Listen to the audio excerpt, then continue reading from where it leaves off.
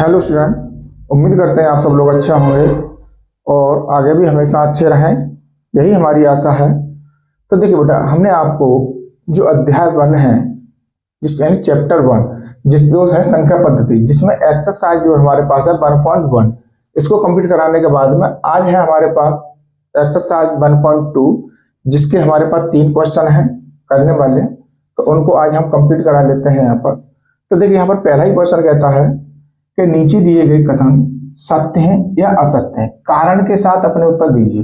तो देखिए बेटा, बेसिक कॉन्सेप्ट में जो आपको बताया गया था उसी के आधार पर इसमें संख्या दे रखी है हमारे को।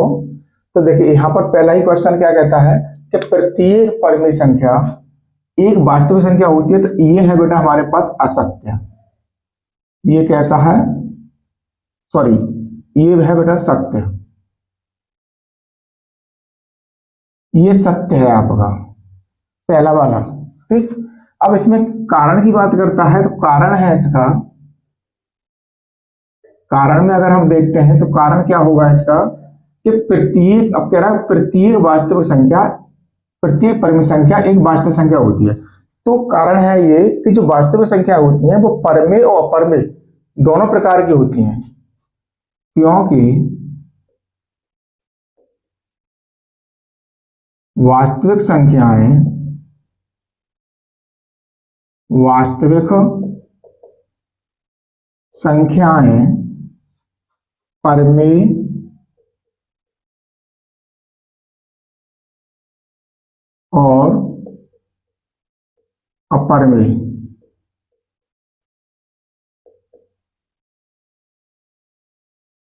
परिमेय और अपरिमेय दोनों होती हैं।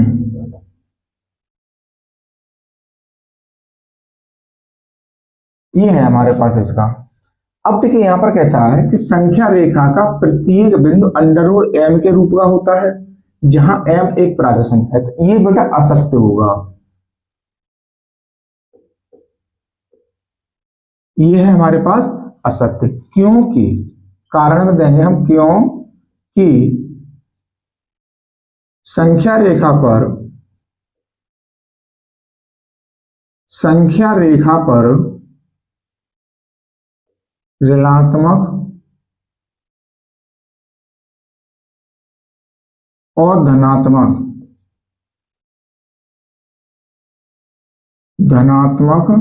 संख्याएं होती हैं।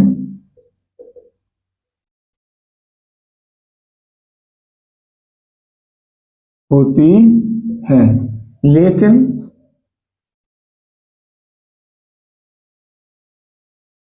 अब इसने क्या कहा, अंडरवुड m, लेकिन यह है जरूरी नहीं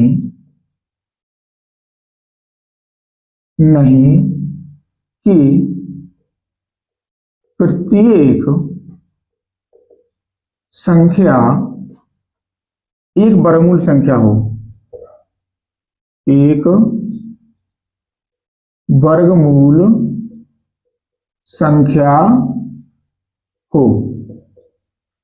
तो ये जरूरी नहीं होती है कि जो संख्या रेखा बनी हुई है उस पर पूर्ण वर्ग संख्या होती है तो वो हमारे पास उसका वर्गमूल निकल आएगा या नहीं निकलेगा।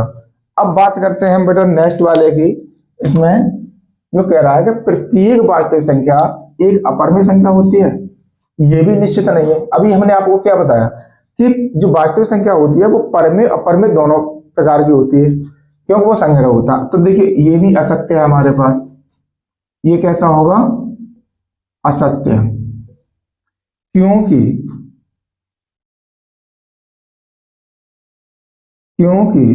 वास्तविक संख्या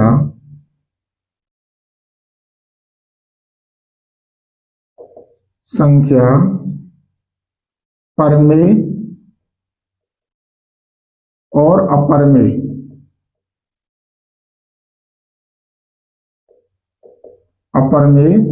संख्याओं का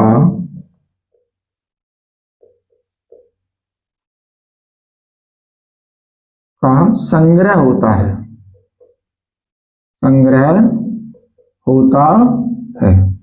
ये है बेटा इसका आंसर, जो हमारे पास 3 क्वेश्चन दे रखे थे एमसीक्यू, उसके सही और गलत के, तो उसके कारण पूछे गए तो सत्य सत्य तो हमने बता दिया, लेकिन इसके कारण हमारे पास ये है जो हमने आपको लिख करके दे दिए।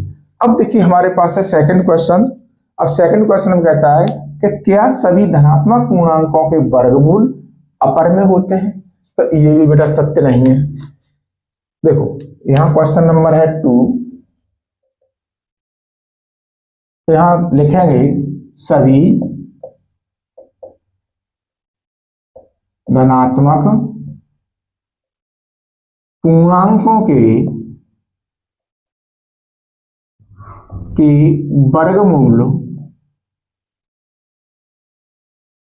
वर्गमूल अपर में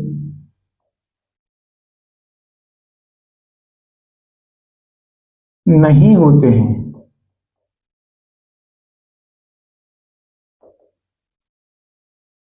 अब देखिए हम लेते हैं यहां पर जैसे धनात्मक पूर्णांक,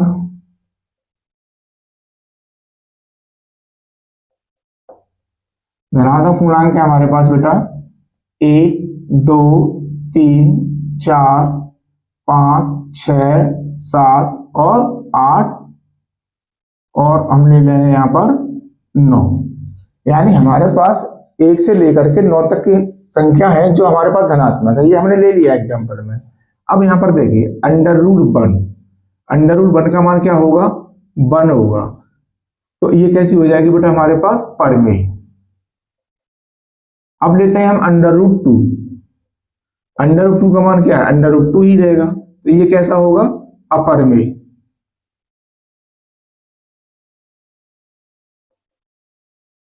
अब अंडर रूट 3, अंडर रूट 3 को अगर हम लेते हैं तो इसका मान कितना होगा? अंडर रूट 3 होगा, ये भी बेटा हमारे पास अपर में है। अब लेते हैं अंडर रूट 4, इसका मान कितना होगा? 2 होगा, क्योंकि ये पूर्ण वर्ग संख्या, वर्गमूल संख्या है, तो ये कैसी हो जाएगी? पर में। अब आता है अंडर रूट 5, अंडर रूट 5 का मान कितना होगा? अंडर रूट 5 ही रहेगा, तो ये कैसी होगी? अपर में। अब आता है अंडर रूट 6, अंडर रूट 6 का मान निकालेंगे तो क्या हो जाएगा? अंडर रूट 6 ही रहेगा ये हमारे पास, ये भी हमारे पास अपर में होगी। अंडर रूट 7 की बात करते हैं तो इसका मान भी अंडर रूट 7 में ही रहेगा, ये भी अपर में होगी। अब देखिए यहां पर आता है अंडर रूट 8, अब अंडर रूट 8 का जब हम वर्गमूल निकालेंगे तो ये हो जाएगा बेटा 2 अंडर रूट 2।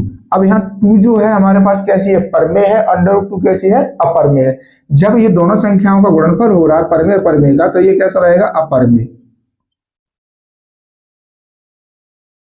हम आपको एक चीज और बता दें बेटा इसमें कि हमेशा पर में और अपर में संख्याओं का योगफल जो होता है वो अपर में होता है, अंतर होता है वो भी अपर में होता है, और गुणनफल होता है वो भी अपर में होता है, और भागफल होता है वो भी अपर में होता है। अब आता है अंडर रूट 9, अंडर रूट 9 का वर्ग मान निकालेंगे तो ये हो जाएगा 3, ये हो जाएगा पर में। तो आपको यहां से देखने से पता चल रहा होगा कि पर में अपर में, यानी इसने जैसे कहा कि क्या सभी धनात्मक पूर्णांकों के वर्गमूल अपर में होते हैं, यदि नहीं तो एक ऐसी संख्या के वर्गमूल का उदाहरण दीजिए। तो हमने यहाँ पर एग्जांपल ले लिए, धनात्मक संख्या ले ली हमने 1 से 9 तक की। अब इनको हमने डिफाइन किया तो ये पर में अपर में संख्या के रूप में क्लियर हो गई। अब बात करता है बेटा नेक्स्ट क्वेश्चन है हमारे पास तीसरा, कि दिखाइए कि संख्या रेखा पर अंडू 5 को किस प्रकार निरूपित किया जा सकता है। पहले बेटा इसे हटा लेते हैं। उम्मीद करते होंगे बेटा कि आप लोग अच्छे से समझ रहे होंगे, समझ में आ रहा होगा आपके में। तो देखिए यहां पर है बेटा क्वेश्चन नंबर 3, अंडर रूट 5 को संख्या रेखा पर निरूपित करना, निरूपित करना। तो इसके लिए क्या करेंगे बेटा? सबसे पहले हमारे पास संख्या है अंडर रूट 5, ठीक। अब अंडर रूट 5 है तो इसका जो 4 से ज्यादा है, और 4 का वर्गमूल निकालना कितना होता है? 2 होता है। तो उसी प्रकार से हम यहां से करेंगे, एक संख्या रेखा बनाएंगे। ये संख्या रेखा है हमारे पास, अब संख्या रेखा पर यहां बिंदु ले लिया हमने। अब यहां से 2 सेंटीमीटर दूरी पर एक बिंदु ले लेंगे, यहां डाल दिया O, और यहां पर 1 सेंटीमीटर दूरी का हमने, ये है हमारे पास दूरी 2 सेंटीमीटर, यहां बिंदु डाल दिया बेटा हमने A। यहां पर हमने लंब खींच दिया 1 सेंटीमीटर का। ठीक, अब इसको हमने क्या काम किया, मिला दिया। अब ये A हो गया, यहां पर बिंदु डाल दिया B, क्योंकि A भी हमने लंब खींचा। अब इसको हम मिला देंगे, बस यहीं से कहानी होगी। देखिए यहां पर क्या है, हमने रचना में ले लेंगे। यहां पर रचना सबसे पहले है, देखो संख्या रेखा पर OA 2 सेंटीमीटर लिया। ये हमने कितना लिया है, OA 2 सेंटीमीटर का। अब यहां जो हमारे पास बिंदु है A, अब A पर AB, फिर बिंदु A पर AB 1 सेंटीमीटर का लंब खींचा। अब लंब खींचेंगे तो लंब कितने का होता है, 90 अंश का होता है। ये चीज आपकी समझ में आ गई। फिर OB को मिलाया और OB को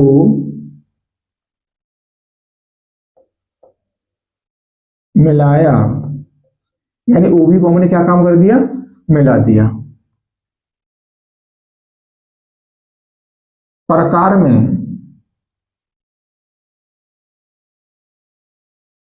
OB त्रिज्या लेकर, OB त्रिज्या लेकर एक चाप खींचा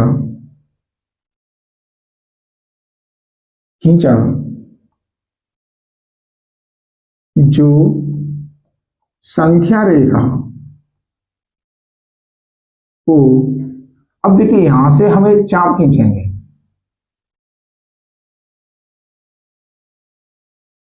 ये प्रकार में जो दूरी ली हमने OB हमने एक त्रिज्या ले ली और इसको प्रकार में भर के हमने एक चाप खींचा। ये संख्या रेखा को बिंदु C पर, यहां बिंदु डाल देंगे बेटा C, बिंदु C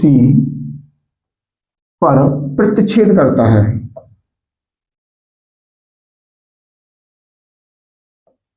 प्रतिच्छेद करता है।